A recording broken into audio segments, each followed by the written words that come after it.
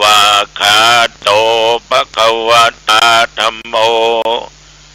พระธรรมเป็นธรรมที่พระผู้มีพระภาคเจ้าตรัสไว้ดีแล้วธัมมังนัมสสามิข้าพเจ้านมัสการพระธรรมกราบพระธรรมสุปฏิปันโนภควโตสาวกสังโฆพระสงฆ์สาวกของพระผู้มีพระภาคเจ้าปฏิบัติดีแล้วสังฆังนัมมามิข้าพเจ้านอบน้อมพระสงฆ์นะโมตัสสะภะคะวะโตขอนอบน้อมแด่พระผู้มีพระภาคเจ้าพระองค์นั้นอะระหะโตซึ่งเป็นผู้ไกลจากกิเลสสัมมาสัมพุทธัสสะตรัสรู้ชอบได้โดยพระองค์เองนะโมตัสสะภะคะวะโตขอนอบน้อมแด่พระผู้มีพระภาคเจ้าพระองค์นั้นอะระหะโตซึ่งเป็นผู้ไกลจากกิเลสสัมมาสัมพุทธัสสะตรัสรู้ชอบได้โดยพระองค์เองนะโมตัสสะภะคะวะโตขอนอบน้อมแด่พระผู้มีพระภาคเจ้าพระองค์นั้นอะระหะโตซึ่งเป็นผู้ไกลจากกิเลสสัมมาสัมพุทธัสสะตรัสรู้ชอบได้โดยพระองค์เองพุทธังสรณังคัจฉามิธัมมังสรณังคัจฉามิสังฆังสรณังคัจฉามิตุติยัมปิพุทธังสรณังคัจฉามิตุติยัมปิธัมมังสรณังคัจฉามิตุติยัมปิสังฆังสรณังคัจฉามิตติยัมปิพุทธังสรณังคัจฉามิตติยัมปิธัมมังสรณังคัจฉามิตติยัมปิสังฆังสรณังคัจฉามิยะโตอังภาคินิอริญญาชาติยาชาโตนาปิชามิสัญจิจาปานังชีวิตาวโรเปตาเตนะสัจเจนะโสทิเตโหตุโสติกัปปัสสะโพชังโคสัตติสังฆาโตธัมมานังวิจโยตถาวิริยัมปิติปัสสัทธิโพชังคาจะตถาปะเรสัมมาทุเปขะโพชังคาสัตเตเตสัพพะตัสสินามุนินาสัมมาทัคคาตาภาวิตาภาหุลิกตาสังวัตตันติอภิญญายานิพพานายะจะโพธิยาเอเตนะสัจจวัชเชนะโสทิเตโหตุสัพพทาเอกัสสมิงสัมมะเยนะโทโมขันลานัญจกัสสปังจิลาเนตุกิเตติสวาโพชังเคสัตตะเทสะญิเตจะตังอภินัติตวาโรคามุจจิงสุตังคะเนเอเตนะสัจจวัชเชนะโสทิเตโหตุสัพพทา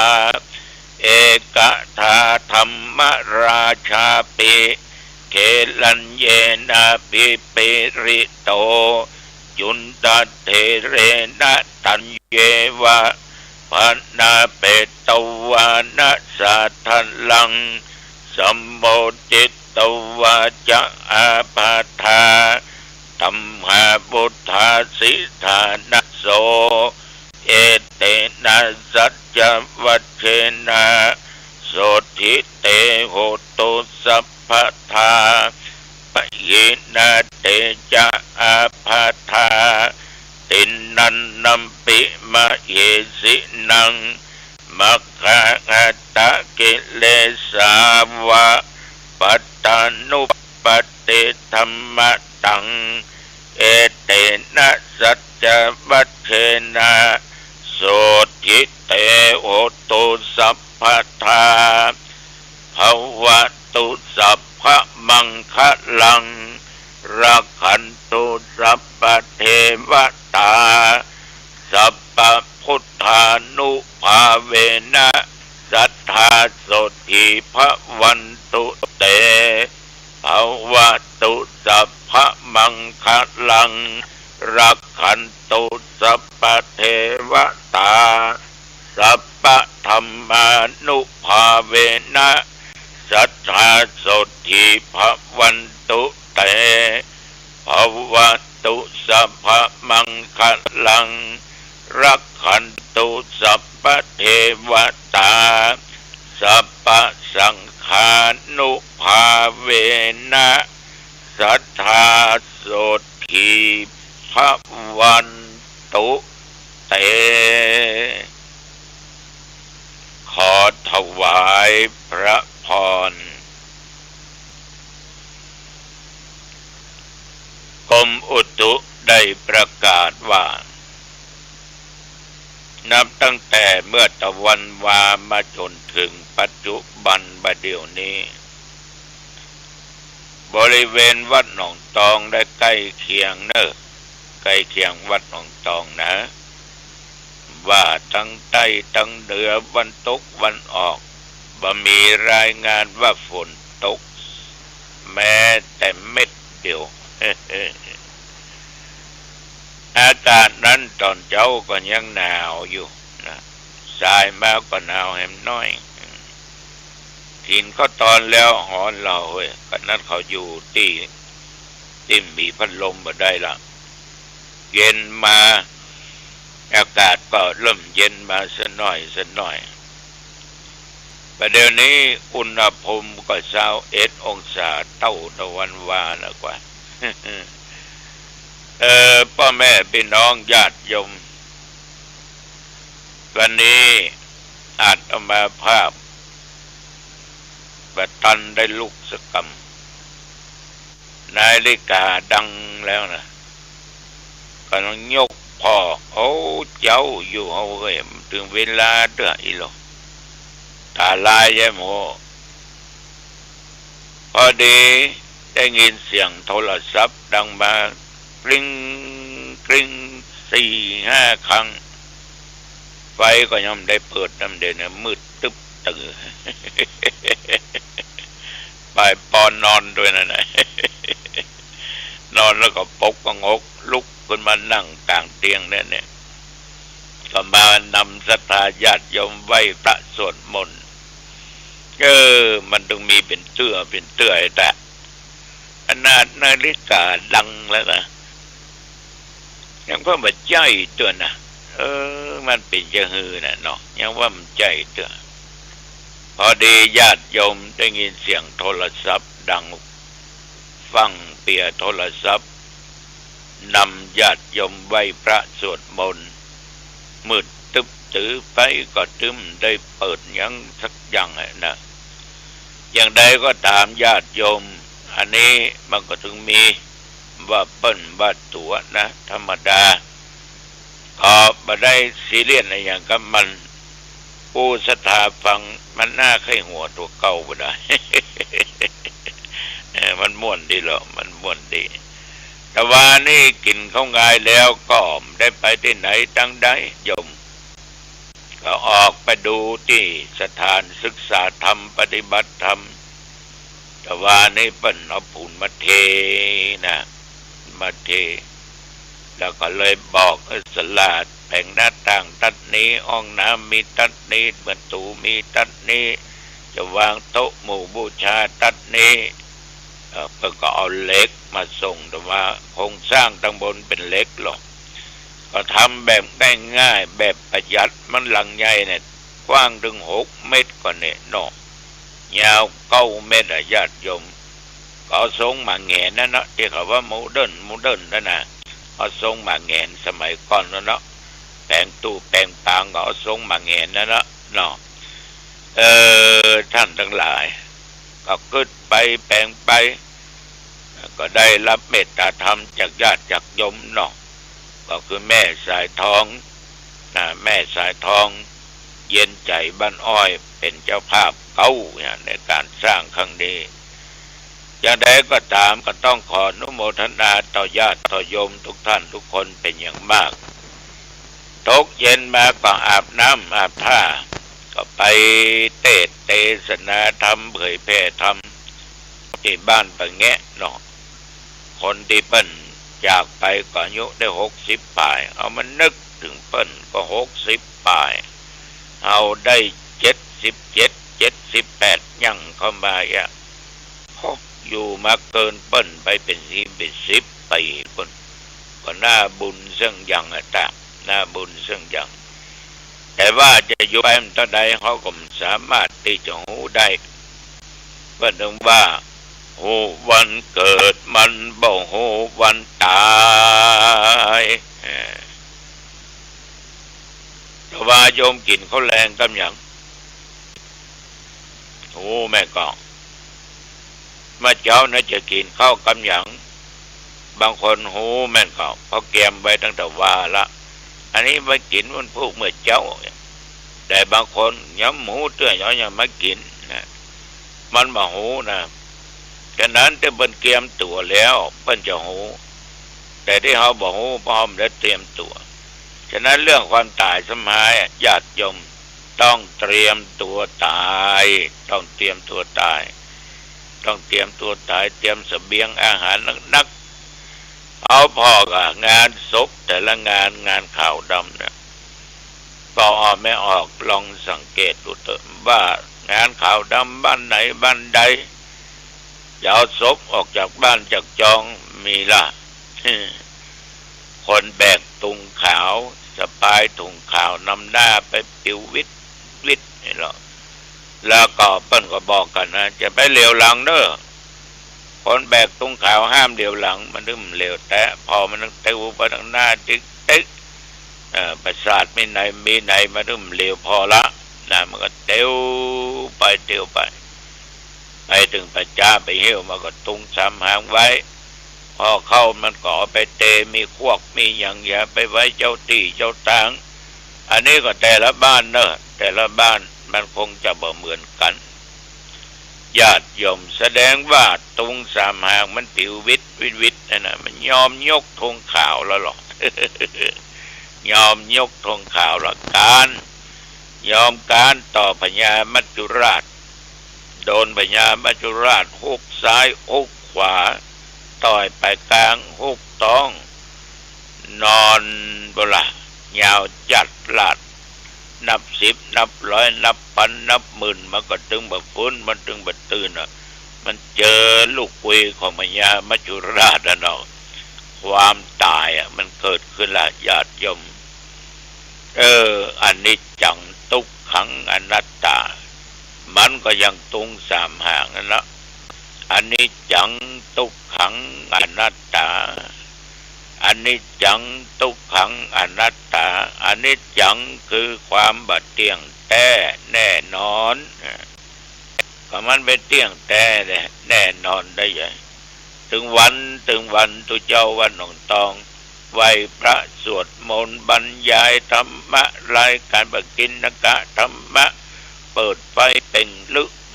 งได้ล้างหน้าล้างตาแปรงฟันโลกเนาะวันนี้มืดตึ๊บตื่นแต่ใจตุเจ้ายังสว่างอยู่ใจตุเจ้าบ่มืดนื้อใจตุเจ้าสว่างเพราะจิตใจมีแต่ธรรมมีแต่ศีล ฉะนั้นญาติโยมบอกออกไม่ออกมันเป็นอนิจจังบัดเที่ยงแท้แน่นอนเกิดมาแล้วก็แก่แล้วก็เจ็บแล้วก็ตายมันถึงตายนะอย่างบืนเนี่ยจะไปเทศนาธรรมที่บ้านต้นยางทองกะเนาะแม่กับบ้านต้นยางนั่นนะบ้านยางทองนั่นนะอำเภอดอยสะเก็ดเนาะอันนั้นก็ปู่อาจารย์ตายมคณายกตายคืนนี้ปะกันเนอพ่อแม่พี่น้องที่อยู่เดี๋ยวนั้นนะพระพุทธเจ้าหนองตองเพราะมันเป็นอนิจจังมันเป็นทุกขังแห่งกลางนั้นเป็นทุกมันทุกสะปะสะเปดไม่ต้องอู้นักญาติโยมถึงหูแต่มีวงเล็บอย่างหนึ่งจะให้ทุกถึงชาตินี้และชาติหน้ากะจะให้เป็นทุกถึงชาตินี้ชาติหน้ากะถ้าญาติโยมนอกจากทุกข์การเกิดทุกข์เกี่ยวกับการเจ็บทุกข์เกี่ยวกับการตายแล้วการแก่แล้วโยมจะให้มันทุกข์ต่อไปถึงชาติหน้าชาติอย่างนี้ใหญ่ๆถ้าบัญญัติคือมันเป็นทุกข์ก็ต้องมีศีลมีธรรมปฏิบัติดีปฏิบัติชอบตามสติปัฏฐานตามแนวการปฏิบัติในทางพุทธศาสนาเกิดมาชาตินี้เกิดก็เป็นทุกข์แก่ก็เป็นทุกข์เจ็บก็เป็นทุกข์จะตายก็เป็นทุกข์อยู่เป็นคนก็เป็นทุกข์ทุกข์กับกินกับว่าทุกข์กับดินฟ้าอากาศทุกข์กับสังขารเจ็บอันปวดนี่สปะสเปดข้ามันป้อนก็สร้างคนงามความดีกำจัดตัวทำให้เกิดทุกข์โลภโกรธหลงเหล่านี้เป็นต้นตัวกิเลสเนี่ยมันทำให้เป็นทุกข์อยู่ตลอดต้องกำจัดมันเรียบร้อยแล้วมันสดใสมันสะอาดใจบ่มีมละมนทินแปดเปื้อนแล้วตายแล้วก็ไปสู่ทางสุคติโปนทุกข์ไปแต่เกิดบนสวรรค์ยังทุกข์อยู่นะเป็นเทบุตรเทวดาเป็นอินเป็นพรหมยังทุกข์อยู่นะแต่เขาก็นิดน้อยมันเป็นของทิพย์เนาะเป็นของทิพย์สมวยของทิพย์ปนทุกข์อย่างกูตถาคตคือพระพุทธเจ้า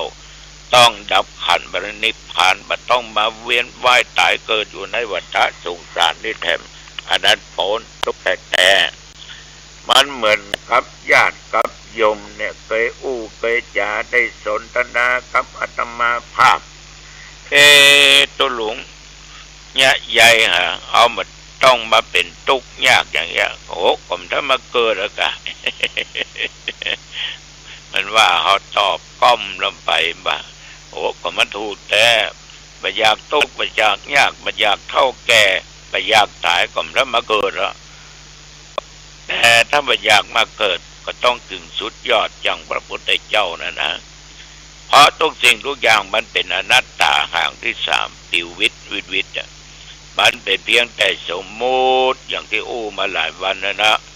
มันสมมุติทั้งนั้นมันปรุงแต่งขึ้นทั้งนั้นเหมือนอาตมาภาพนั่งอยู่บนเตียงแบบเดียวนี้นะหนึ่งมืดตึ๊บตื่นสองญาติโยมได้ยินได้ฟังเสียงอาตมาภาพมายกหูโทรศัพท์หรอกเพราะเจ้าหน้าที่โยมนานเนี่ยเปิ้นโทรเข้าโทรศัพท์นะเอาก็มีสิ่งเหล่านี้กับเปียมาแหละญาติโยมก็ได้ยินได้ฟังเสียงอาตมาภาพขนาดอยู่ที่ไหนที่เบาอยู่สันทรายอยู่ดอยสะเก็ดอยู่ในเมืองเชียงใหม่อยู่ลำพูนอยู่กุฏิกูตังยังได้ยินเสียงตุเจ้าอยู่แปลก็ญาติโยมมันแบบแปลกหรอกเพราะทุกสิ่งทุกอย่างเนี่ยมันปรุงแต่งขึ้นมาทั้งนั้นเมื่อมันรู้มันเสียไปโยมก็ไม่ได้ยินเสียงทุเจ้านะไม่ได้ยินเสียงสังขารคนเราก็อย่างเดียวกันมันถึงรู้นะสังขารบางอย่างปรุงแต่งด้วยดินน้ำลมไฟมาเป็นนั่นเป็นนี่แต่อีกอย่างหนึ่งปรุงแต่งความดีความชั่วชีวิตคนเราอยู่ถึงวันเนี่ยมันถึงสร้างกรรมดีก็ชั่วก็ดีอันที่ว่ามันจะเฉยอยู่นั้นมีน้อยที่สุดนะมันถึงสร้างดีชั่วมันถึงมีแต่ระวังความชั่วไปให้มันเกิดนักเนื้อญาติโยมเนอะ บ่ฮื้อเกิดได้ยิ่งดีนะบ่ฮื้อได้เกิดนะยิ่งดีต้องใจรักธรรมะ